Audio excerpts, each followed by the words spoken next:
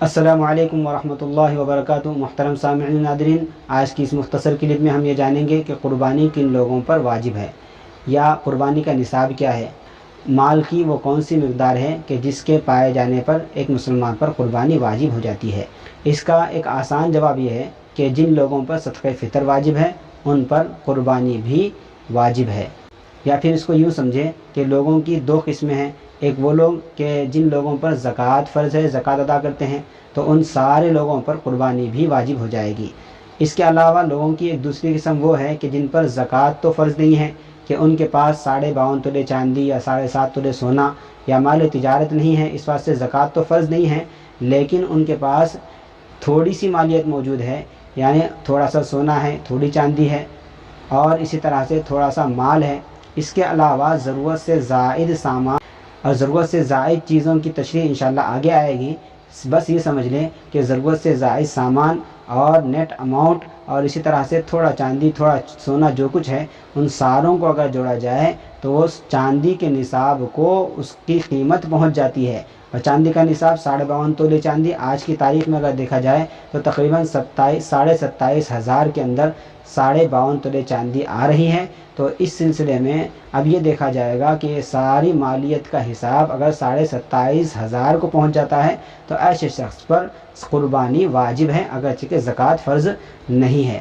اب جن لوگوں پر قربانی واجب ہے، ایک گھر کے اندر اگر ایسے 2 افراد ہیں، 3 افراد ہیں، تو ہر ایک اپنی طرف سے الگ الگ قربانی کریں گے۔ اور قربانی کرنا جب ہم پر واجب ہو گیا ہے تو اس کا ادا کرنا انتہائی ضروری ہے۔ ادا کرنے کے بہت سارے فضائل ہیں، اور نہ ادا کرنے پر اللہ کے نبی صلی اللہ علیہ وسلم نے سخت وعید ارشاد فرمائی ہے۔ ابن ماجہ اور مسند احمد کی روایت ہے، حضرت ابو ہریرہ رضی اللہ عنہ فرماتے ہیں، اللہ کے نبی نے ارشاد فرمایا، من کان لہ سعۃ فلم یضحی فلا یقربن مصلانا۔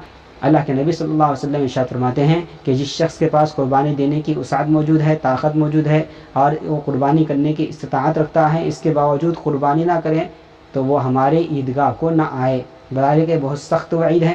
اس وعید کو سامنے رکھتے ہوئے ہر صاحب نصاب جن پر قربانی واجب ہے ان کو قربانی ادا کرنا چاہیے۔ قربانی واجب ہونے کے تعلق سے یہ اہم مسئلہ ہو گیا۔ اس تعلق سے چند اہم باتیں ہیں، اس کو بھی سماعت کر لیں۔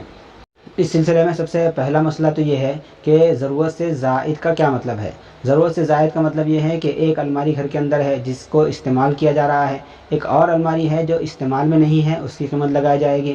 ایک فریج ہے استعمال میں ہے، ایک دوسری فریج ہے جو استعمال میں نہیں ہے، اس کی قیمت لگائی جائے گی۔ اسی طرح سے گھر میں ٹیلی ویژن رکھا ہوا ہے، ٹی وی رکھی ہوئی ہے، تو اس کی قیمت کو بھی اس کے اندر شامل کر لیا جائے گا کہ یہ ضرورت سے زائد چیز ہے، چاہے وہ استعمال میں ہے یا چاہے استعمال میں نہ ہو۔ ان دونوں صورتوں میں ٹیلی ویژن کی قیمت کو بھی شمار کر لیا جائے گا۔ اسی طرح سے ایک پلاٹ خالی پڑا ہوا ہے، ایک گھر خالی پڑا ہوا ہے، ان ساری چیزوں کو جمع کیا جائے گا، ان کی قیمت لگائی جائے گی، تو چاندی کی نصاب کو پہنچ جاتی ہے اس کی قیمت، تو ایسے شخص پر قربانی واجب ہے۔ اس سلسلے میں دوسرا مسئلہ یہ ہے کہ قربانی صاحب نصاب پر اس وقت واجب ہے جب کہ وہ مقیم ہو، اپنے مقام پر موجود ہو، یا پھر سفر کر کے ایسی جگہ پر چلا گیا ہو کہ جہاں پر 15 دن سے زائد رہنے کی نیت کیا ہو، یعنی وہ مقیم ہو، تو پھر اس پر قربانی واجب ہے۔ مسافر پر قربانی واجب نہیں ہے۔ اور اس سلسلے میں تیسرا مسئلہ یہ ہے کہ قربانی کے لیے جو نصاب بیان کیا گیا ہے اس نصاب پر 1 سال کا گزرنا شرط نہیں ہے۔ 52.5 تولے چاندی کی مالیت اگر اس کے پاس عید سے ایک دن پہلے یا عید کے دن بھی آ جاتی ہے تو اس پر بھی قربانی واجب ہے، قربانی ادا کرنا اس کے لیے ضروری ہے۔